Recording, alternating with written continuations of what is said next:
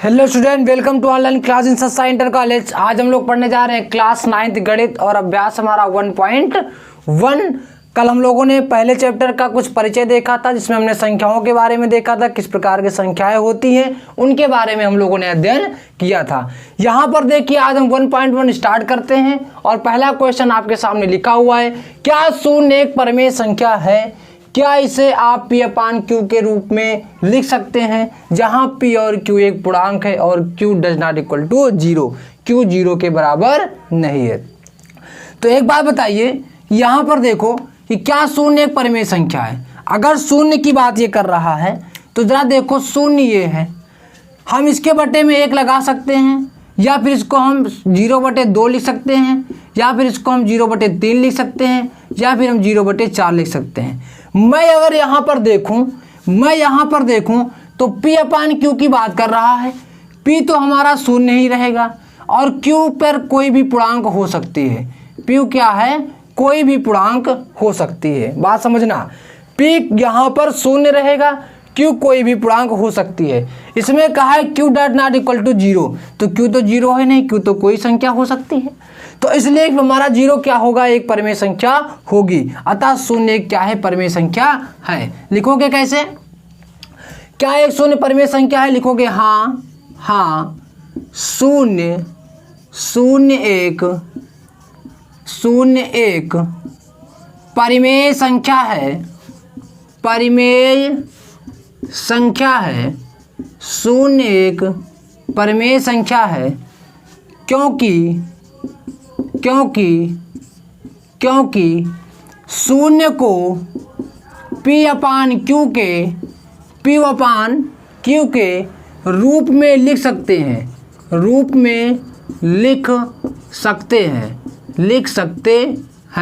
है ना। जहां क्या होगा? P तो 0 होगा, P बराबर 0 तथा Q कोई एक पूर्णांक हो सकता है। कोई एक क्या हो सकता है बच्चा? पूर्णांक हो सकता है। कोई एक पूर्णांक हो सकता है। बात समझ में आ गई? क्लियर हो गया है ना। एग्जाम्पल के तौर पर लिख सकते हैं, जैसे हम लिख सकते हैं 0/1, 0/2, 0/3 डॉट इसी प्रकार से हम इसको लिख सकते हैं। तो पहला क्वेश्चन हो गया। इसने पूछा क्या शून्य एक परिमेय संख्या है? तो बिल्कुल हाँ भाई, शून्य एक परिमेय संख्या है। शून्य एक परिमेय संख्या है। क्यों है? क्योंकि इसको हम P/Q के रूप में लिख सकते हैं। P/Q के रूप में लिख सकते हैं, जहां Q does not equal to 0, Q 0 के बराबर नहीं है। चलते हैं सेकंड क्वेश्चन पे। क्वेश्चन नंबर 2 क्या कहता है? कह रहा है 3 और 4 के बीच 6 परिमेय संख्याएं ज्ञात कीजिए। देखिए, यदि 2 संख्याएं दी हूं और उनके बीच परिमेय संख्या ज्ञात करने की बात कही जाए, कई तरीके होते हैं। मैं जो तरीका यहाँ बताने का प्रयास करूंगा बिल्कुल आसान सा तरीका है और आप जल्दी से क्वेश्चन भी निकाल सकते हो। देखिए, सबसे पहले हमें देखना है कि कितनी परिमेय संख्या निकालनी है। तो कितनी परिमेय संख्या निकालनी? 6 परिमेय संख्या निकालनी। कितनी? 6। समझना बिल्कुल ध्यान से। 3 और 4 के बीच निकालना है। 3 और 4 के बीच 6 परिमेय संख्या है। हम क्या करेंगे? 6 में 1 जोड़ देंगे। जितनी परिमेय संख्याएं निकालने की बात कहेगा उसमें हम 1 जोड़ देंगे।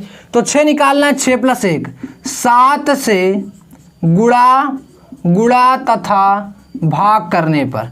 बात को समझना, भाग करने पर हम क्या करेंगे? इसमें 7 से गुणा भी करेंगे और इसमें 7 से हम भाग भी करेंगे। कैसे करेंगे? देखो समझो, यहाँ पर तो हो जाएगा 3 बटे, गुणा में 7 करेंगे, बटे में भी 7 करेंगे। इसमें देखो और 4 × 7/7। हमने क्या किया? ऊपर भी 7 नीचे भी 7, ऊपर भी 7 नीचे भी 7। अब देखो 7 × 3 = 21/7 और यहाँ पर देखो 7 × 4 = 28/7। 28/7 है ना, 28/7। अब देखो जरा, अब इनके बीच देखो कितनी परिमेय संख्याएं हैं। 21 के बाद क्या आता है? 7 7 दोनों तरफ हो गया। 21 क्या आता है? 21 के बाद क्या आएगा? 22, तो 22/7। 22 के बाद 23/7, फिर क्या है? 24/7, फिर क्या है? 25/7, फिर क्या है 26/7 और फिर क्या आएगा 27/7। 27 के बाद 28 तो यहाँ लिखा ही है। तो 1 2 3 4 5 6 कितनी परमेय संख्या निकल के आ गई बच्चा? 6। ये तुम्हारा आंसर। बहुत ही आसान तरीका था ये, बहुत ही आसान सा तरीका ये था। क्या है? कुछ भी नहीं है। हमें जितनी परमेय संख्या निकालनी है उसमें क्या करना है, हमें 1 जोड़ देना है। 7 आया, हमने 7 से गुणा भाग कर दिया और देखिए इस प्रकार से तुम्हारा आंसर आ गया। चलते हैं क्वेश्चन नंबर 3 पर। चलते हैं क्वेश्चन नंबर 3 पर। क्वेश्चन नंबर 3 क्या कहता है जरा देखते हैं। Question number 3, question number 3, question number 3 ये क्या है भाई? कह रहा है कि 3/5 3/5 और 3/5 और 4/5 के बीच 4/5 के बीच 5 परमेय संख्याएं ज्ञात कीजिए। 5 परमेय संख्या क्या करना है? ज्ञात कीजिए। 5 परमेय संख्या ज्ञात कीजिए। हमें क्या करना है बच्चा? ये जो परमेय संख्याएं दी गई हैं इनके बीच हमको 5 परमेय संख्याएं जो है ज्ञात करनी है। पहले तो क्वेश्चन क्या दिया गया है? 3/5 और क्या दिया है? 4/5। क्या करोगे? कितनी परमेय संख्या निकालनी है? 5। तो 5 + 1 बराबर कितना हो जाएगा? जो भी जितनी परमेय संख्या निकालनी है 1 जोड़ दो उसमें। केवल 1 जोड़ने की बात यहीं पर समझने वाली है। 1 जोड़ दिया, 6 आया। 6 से गुणा तथा भाग करने पर मतलब 7, इसमें भी 6 और इसमें भी 6, तो क्या हो जाएगा? 3 × 6/5 × 6 और 4 × 6/5 × 6। समझना बात को। देखिए क्या होगा? 6 × 18, 6 × 30 और 6 × 24, 6 × 30। नीचे बिगाड़ते हैं, आप लोग लिख चुके होंगे है ना। चलिए देखो इसमें क्या हो जाएगा? 18 के बाद 19, 19/30, उसके बाद 20/30, फिर क्या होगा? 21/30, फिर क्या होगा? 22/30, फिर क्या आएगा? 23/30 है ना। इसके बाद 18 है, 18 के बाद 19, फिर 20, फिर 21, 22, 23, 1 2 3 4 5, 23 के बाद 24 आता है जो यहाँ से लिखा हुआ है। तो 5 ही परमेय संख्या देखो यहाँ पर आपकी निकले। जितने आप यहाँ पर निकालना चाहो निकाल सकते हो। बात समझ में आ गई होगी। मैं उम्मीद कर रहा हूँ कि अच्छे से समझ में आ चुका होगा। क्वेश्चन नंबर 4 देखिए। क्वेश्चन नंबर 4, क्वेश्चन नंबर 4 क्या है भाई? क्वेश्चन नंबर 4 है कि नीचे दिए गए कथन सत्य हैं या असत्य, कारण सहित अपने उत्तर दीजिए। कारण सहित उत्तर देना है। पहला दिया है प्रत्येक प्राकृतिक संख्या एक पूर्ण संख्या होती है। प्रत्येक प्राकृतिक संख्या एक पूर्ण संख्या होती है। एक पूर्ण संख्या होती है। प्रत्येक प्राकृतिक संख्या एक पूर्ण संख्या होती है। क्वेश्चन में क्या कह रहा है कि ये सत्य है कि असत्य है? पहले देखो जरा, प्रत्येक प्राकृतिक संख्या क्या होती है? 1 2 3 4 ... अनंत तक। यही तो मैंने कल पढ़ा था प्राकृतिक संख्या के बारे में।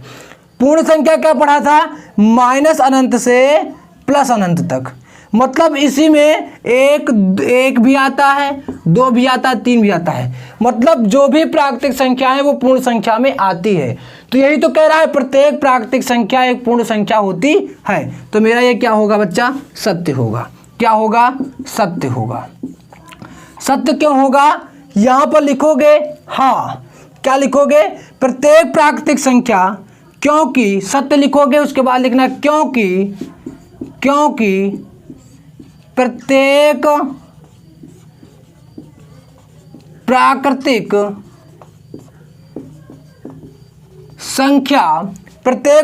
संख्या जो है क्या है? प्रत्येक प्राकृतिक संख्या पूर्ण संख्याओं में निहित है। पूर्ण संख्याओं में निहित है। निहित मतलब शामिल है, निहित है ना। ये सत्य क्यों है? क्योंकि प्रत्येक प्राकृतिक संख्या क्या है? पूर्ण संख्या में शामिल है। जितनी भी प्राकृतिक संख्या हैं वो पूर्ण संख्या में शामिल हैं, इसलिए ये हमारा सत्य होगा। क्या होगा? सत्य होगा। चलिए अगला देखते हैं। अगला क्वेश्चन क्या कह रहा है। इसी का चौथे का पहला हो गया, चौथे का दूसरा देखता हूँ। चौथे का ये पहला था, चौथे का दूसरा नंबर कह रहा है प्रत्येक पूर्णांक एक पूर्ण संख्या होती है।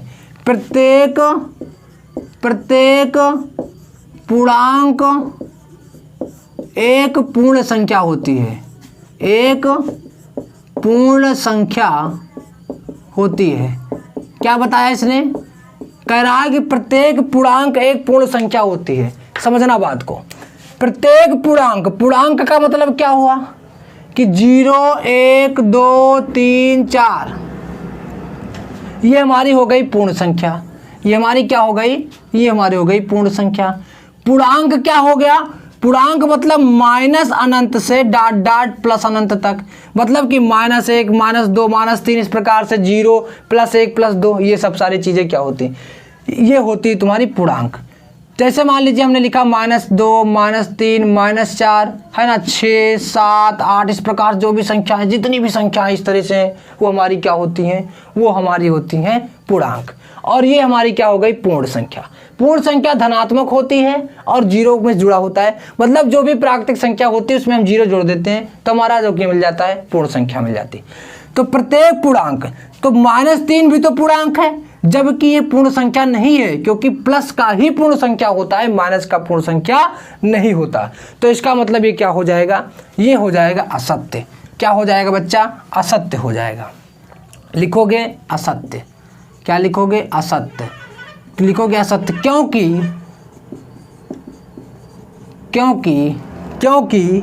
क्या होगा? प्रत्येक पूर्णांक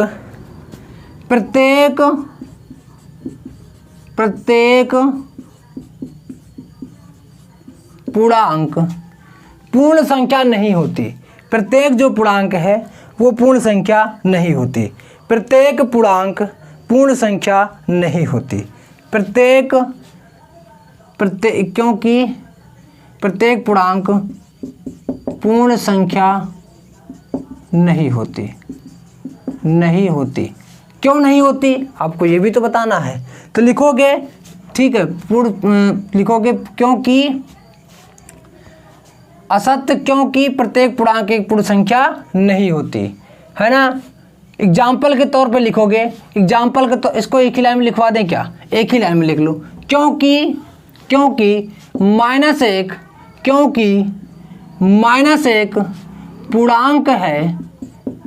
पूर्णांक है परंतु